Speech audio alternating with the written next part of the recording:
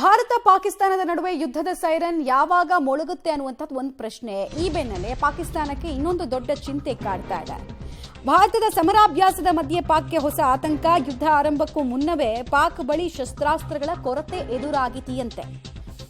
ಸಮರಾಭ್ಯಾಸಕ್ಕೂ ಪಾಕ್ ಬಳಿ ಮದ್ದು ಗುಂಡುಗಳು ಇಲ್ಲ ಅನ್ನುವಂತಹ ವಿಚಾರ. ಪ್ರತಿದಿನ ಸಮರಾಭ್ಯಾಸ ನಡೆಸಬೇಕಾಗತ್ತೆ, ನಡೆಸ್ಕೊಂಡು ಬರಬೇಕು, ಅದು ಸಂಪ್ರದಾಯ. ಆದರೆ ಕಳೆದ 3 ವರ್ಷಗಳಿಂದ ಪಾಕಿಸ್ತಾನದ ಇದೇ ಗೋಳು. ಕೇಂದ್ರ ಗುಪ್ತಚರ ಇಲಾಖೆ ಮೂಲಗಳಿಂದ ಈ ಕುರಿತಂತೆ ಮಾಹಿತಿ ಕೂಡ ಸಂಗ್ರಹ ಆಗಿದೆ. ಆಚೆ ಯುದ್ಧೋನ್ಮಾದ, ಒಳಗ್ ನೋಡಿದ್ರೆ ಈ ರೀತಿ ಹುಳುಕು.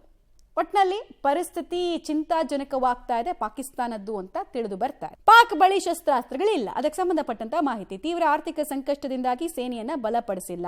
ನಾವು ನಿಮಗೆ ಕಂಪ್ಯಾರಿಸನ್ ಕೂಡ ಕೊಟ್ಟಿದ್ವಿ. ನಾವು ಎತ್ತಿಡ್ತಾ ಇರುವಂತಹ ಡಾಲರ್ ದುಡ್ಡು ಪ್ರಾಜೆಕ್ಟು ಎಷ್ಟಿದೆ, ಮತ್ತೆ ಅವ್ರದ್ದು ಸೇನೆಗೆ ಅಂತ ವೆಚ್ಚ ಮಾಡುವಂತಹ ದುಡ್ಡು ಎಷ್ಟು ಅಂತ. ಪಾಕಿಸ್ತಾನದ ಶಸ್ತ್ರಾಗಾರದಲ್ಲಿ ಫಿರಂಗಿ ಮದ್ದಿನ ಕೊರತೆ ಅತ್ಯಂತ ಹೆಚ್ಚು ಉಂಟಾಗಿದೆ. ಸೊ ಲ್ಯಾಂಡ್ ಆರ್ಮಿಗೆ ವಿಪರೀತವಾಗಿ ಇದರಿಂದ ಮೈನಸ್ ಆಗೋ ಸಾಧ್ಯತೆ ಜಾಸ್ತಿ ಇದೆಯಂತೆ. ದೀರ್ಘಕಾಲದ ಯುದ್ಧದ ಸ್ಥಿತಿ ಎದುರಿಸೋದಕ್ಕಾಗಲ್ಲ.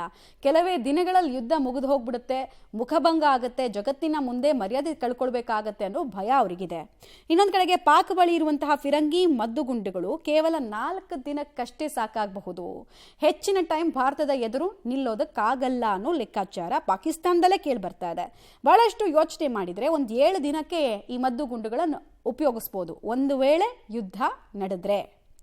ಇನ್ನು ಯುದ್ಧದ ಕಾರ್ಮೋಡ ಕವಿದ ಬೆನ್ನಲ್ಲೇ ಶಸ್ತ್ರಾಸ್ತ್ರಗಳಿಗಾಗಿ ಚೀನಾದ ಬೆನ್ನು ಬಿದ್ದಿದೆ ಪಾಕಿಸ್ತಾನ ಅನ್ನೋದು ಕೂಡ ತಿಳಿದು ಬರ್ತಾ ಇರುವಂತಹ ವಿಚಾರ.